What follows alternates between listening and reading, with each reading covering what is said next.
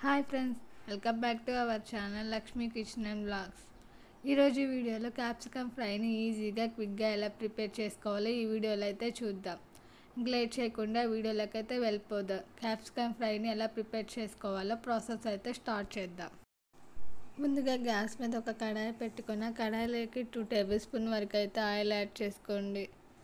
Oil కొంచెం heat అయిన తర్వాత 1/2 టేబుల్ స్పూన్ వరకు ఆవాలు యాడ్ చేసుకోండి. ఆవాలు కొంచెం చిట్టపటలాడిన తర్వాత 1/2 టేబుల్ స్పూన్ పచ్చెనపప్పు, 1/2 టేబుల్ స్పూన్ మినప్పప్పు, 1/2 టేబుల్ స్పూన్ జీలకర్రని యాడ్ చేసుకొని ఫ్రై చేసుకోండి.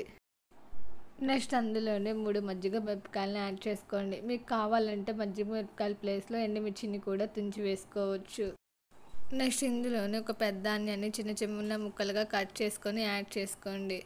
ఇందులోనే 3 రెబ్బల కరివేపాకుని కూడా యాడ్ చేసుకొని ఆనియన్స్ కొంచెం ఫ్రై అయ్యేంత వరకు ఫ్రై చేసుకోండి. ఆనియన్స్ ఈ విధంగా ఫ్రై అయిన తర్వాత 1 టేబుల్ స్పూన్ వరకు జింజర్ గార్లిక్ పేస్ట్ని యాడ్ చేసుకొని పచ్చివాసన పోయేంత వరకు ఫ్రై చేసుకోండి. ఇక్కడ అల్లం వెల్లుల్లి పేస్ట్ ఫ్రై అయిన తర్వాత ఒక 1/2 kg వరకు క్యాప్సికమ్ ముక్కల్ని చిన్న చిన్న ముక్కలుగా కట్ చేసుకొని యాడ్ చేసుకోండి. ఈ విధంగా క్యాప్సికమ్ ముక్కల్ని యాడ్ చేసుకున్న తర్వాత ఒకసారి బాగా కలుపుకోండి. క్యాప్సికమ్ ముక్కల్ని యాడ్ చేసుకొని ఈ విధంగా కలుపుకున్న తర్వాత ఫ్లేమ్ని లోలోకి అడ్జస్ట్ చేసుకొని మూత పెట్టుకొని ఒక 2 మినిట్స్ వరకు అయితే ఫ్రై చేసుకోండి.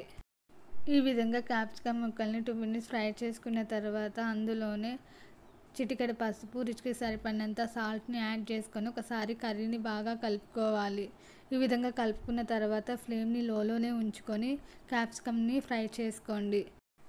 క్యాప్సికమ్ అనేది త్వరగా ఉడికిపోతుంది కాబట్టి మూత పెట్టుకొని అడుగంటకుండా మధ్య మధ్యలో కలుపుతూ క్యాప్సికమ్ని అయితే ఫ్రై చేసుకోండి. 70% వరకు కుక్ అయ్యేంత వరకు అయితే ఈ విధంగా ఫ్రై చేసుకోండి. ఈ విధంగా 70% క్యాప్సికమ్ ఫ్రై అయిన తర్వాత అందులోనే 1 టేబుల్ స్పూన్ వరకు కారం, 1 table spoon coriander powder, 1 table coconut powder, చిన్న చిన్న ముక్కలుగా కట్ చేసుకొని శుభ్రంగా వాష్ చేసుకున్న కొత్తిమీరని యాడ్ చేసుకొని ఒకసారి బాగా కలుపుకోండి.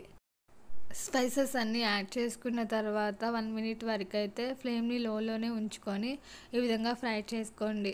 కర్రీకి పట్టాలి కాబట్టి స్పైసెస్ అన్నీ 1 మినిట్ వరకు అయితే మూత పెట్టకుండా ఫ్రై చేసుకోండి. క్యాప్సికమ్ 1 మినిట్ ఫ్రై అయిన తర్వాత స్టవ్ ఆఫ్ చేసుకొని సర్వ్ చేసుకొని తినండి. అంతే, ఎంతో టేస్టీ అయిన క్యాప్సికమ్ ఫ్రైని ఈజీగా క్విక్గా ఎలా ప్రిపేర్ చేసుకున్నామో చూసారు కదా. ఈ క్యాప్సికమ్ ఫ్రైని మనం సైడ్ డిష్గా కానీ, చపాతీలో కానీ, అన్నంలో కానీ తింటే చాలా రుచిగా అనిపిస్తుంది.